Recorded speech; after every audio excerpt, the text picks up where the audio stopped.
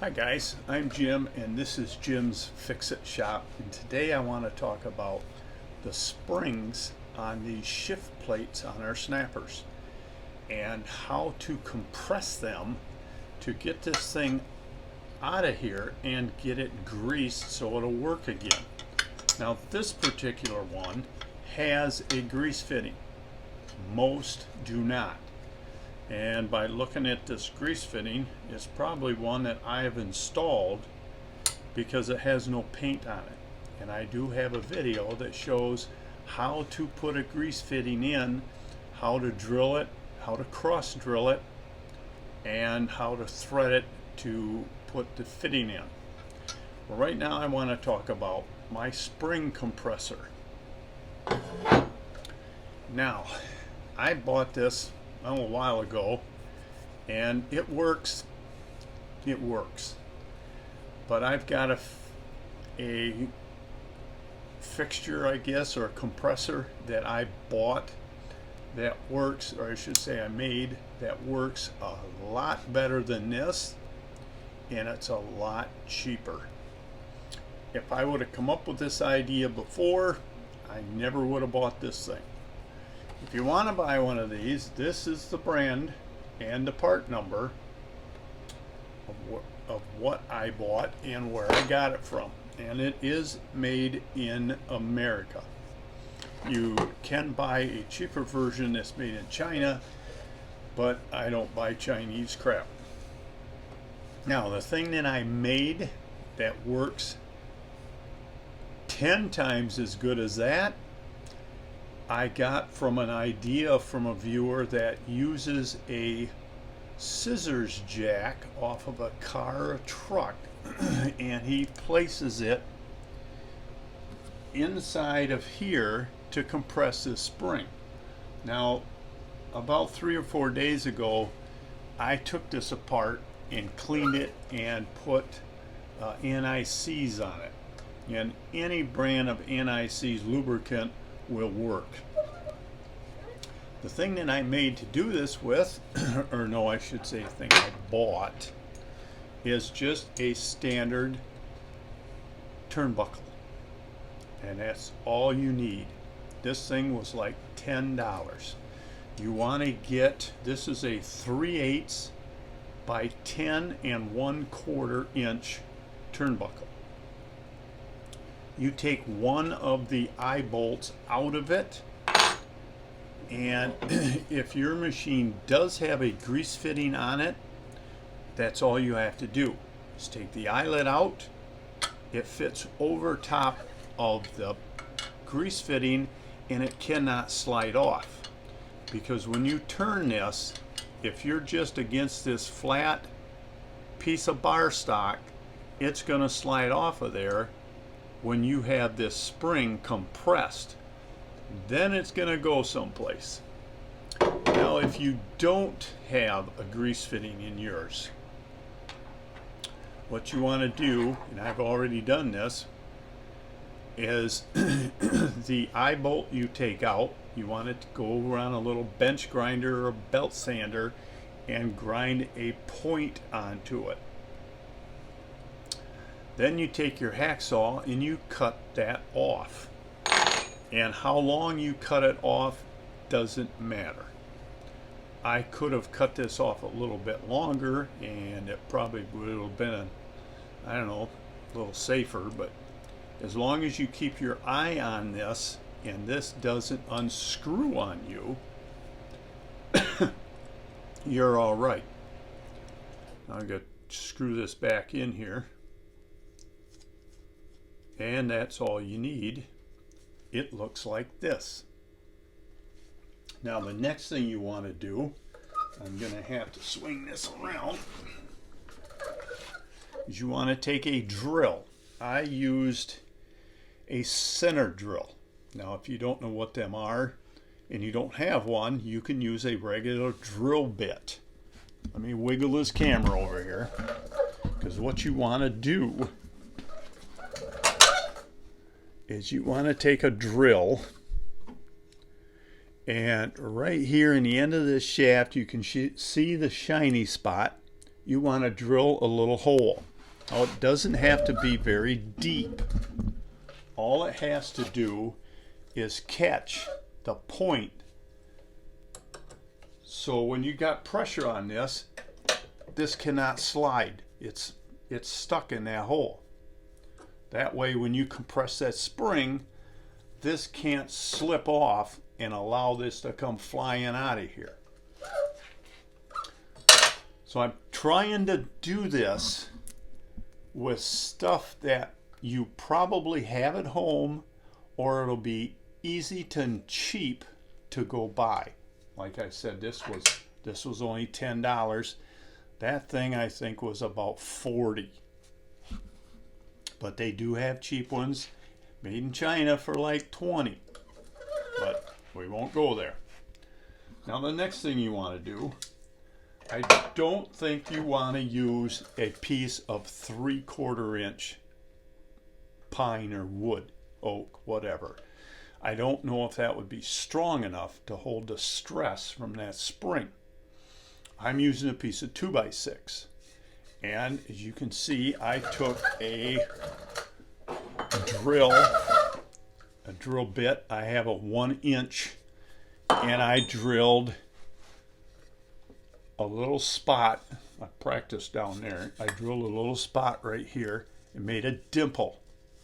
And all I did was just go to where it starts the diameter of the drill. So all you want to do is just put the point into the board. If you have a smaller drill, it would probably work as well. But that captures the end, as you can see, pretty good. So I don't have to worry about this walking around as I'm turning this to compress the spring.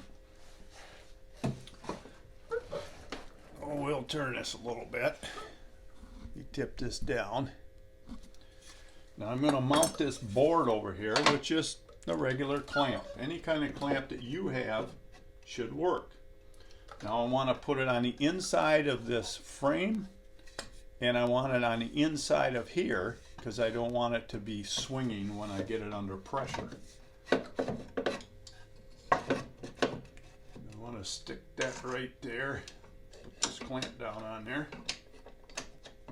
You almost need 3 hands. And tighten that up. Now, next thing we want to do is we want to get this thing in here. Now, you just want to make sure whatever size turnbuckle you buy, when you get it in here, that you have enough thread left on this side to compress that spring. And you're only going to have to compress that spring about 1/2 inch. Should be plenty. And you want to make sure you have enough thread on this side so when you decompress the spring, you don't run out of thread before you get the spring completely decompressed. So if you're going to push it in 1/2 inch in that direction to get your shift handle off, you're going to have to come back this direction probably 1 inch. I don't know how far they compress that when it's in use. I wouldn't think it's compressed more than 1/2 inch. So 1 inch of travel and 1/2 inch on this side should be plenty. So now all we're going to do is we're just going to tighten this up. And this works so easy. I did have a screwdriver out here, but you don't need it. This is already loose. As you can see this wiggling around. And like I said, I just did this a couple days ago, and I got NICs all over it. So I'm hoping I don't make a mess. So we'll just tighten that up. We're gonna pop this pin out of here. Oh yeah, see, I've got 1/4 inch gap here already. Let me move you over here. You see this 1/4 inch gap? That's how far I've went past what I really need to do to get that pin out of there. I'm going to make a terrible mess. I just know it. There, the pin's out. Now what you want to do before you pull this out to work on it is you need to take off your linkage going down to your chain case. And we're going to take that off. I've already got the nut loose. You will need a 7/16 wrench and a 1/2 inch wrench for the nut. The 7/16 holds the universal that's in the rod. That has a hex on it, so you can unscrew this without the thing slipping on you or turning.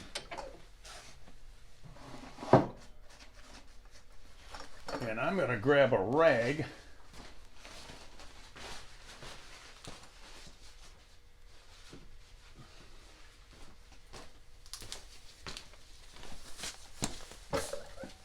Sorry about that, but I've already got some of that junk on me. So we got the spring compressed, we got the pin and the shifter off. Now we're going to turn this thing and decompress the spring.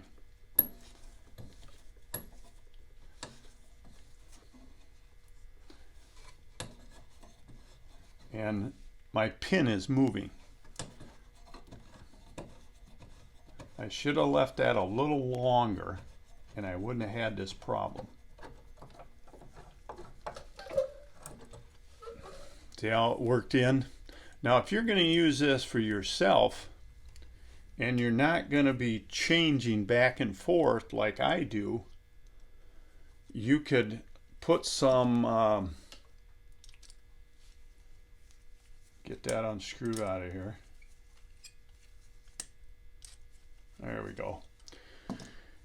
You could put some Loctite on them threads and lock that in there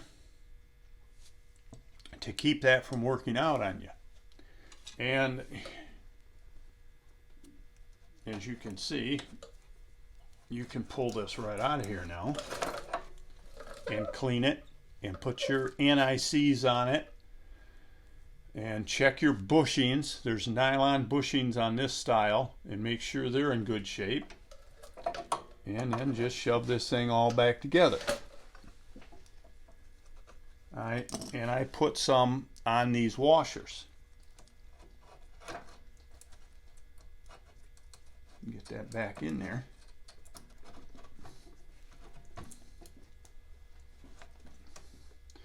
For some reason that really likes to slide out. The nylon bushing likes to slide out as you're trying to compress it. I'm going to have to set this someplace.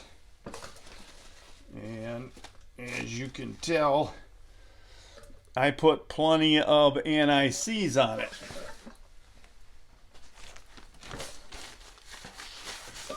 This should be interesting. Now we'll get our compressor back in here. I don't think I want that stuff all over this.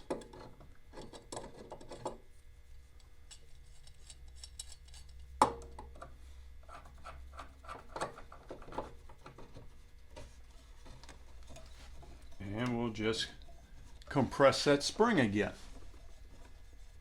And it's, for some reason, it likes to shove out the bushing on the other side. So you got to keep pushing that in.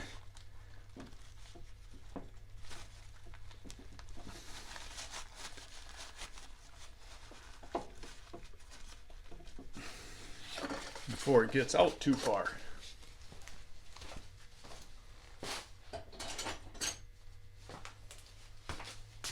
I need something with a blunt end on it to shove that in with, because I don't want to rip it. And there we go. Now we'll tighten this up some more.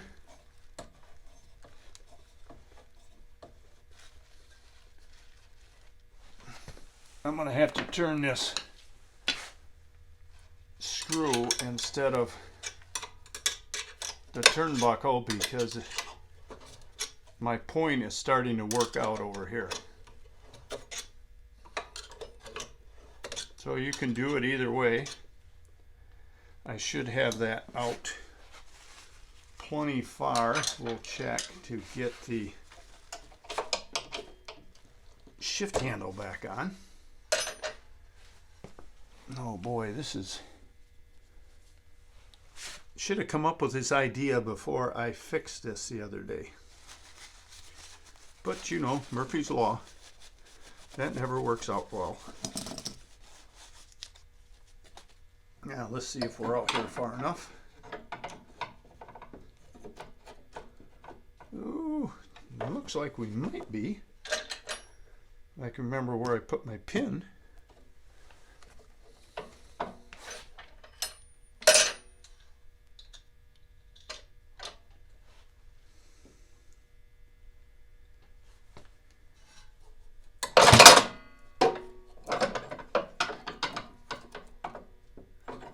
I'm going to have to go a little bit more to get that pin in.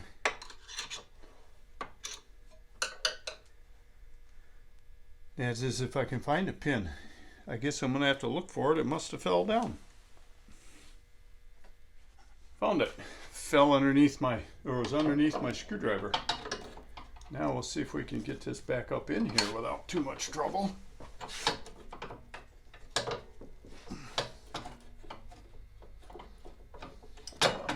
This is sticking out again.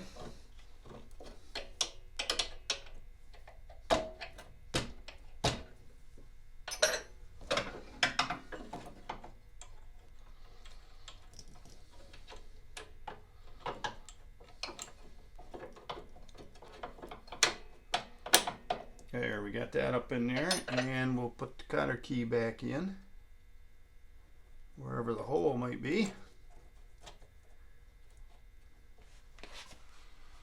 Let me slip past you.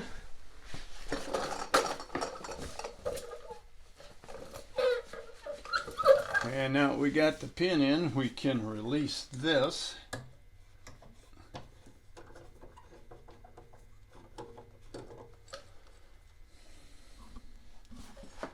And we can hook the linkage back up.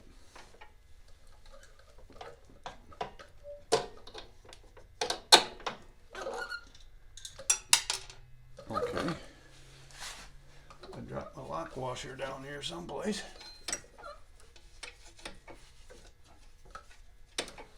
Don't forget to put the lock washer back on. And the nut.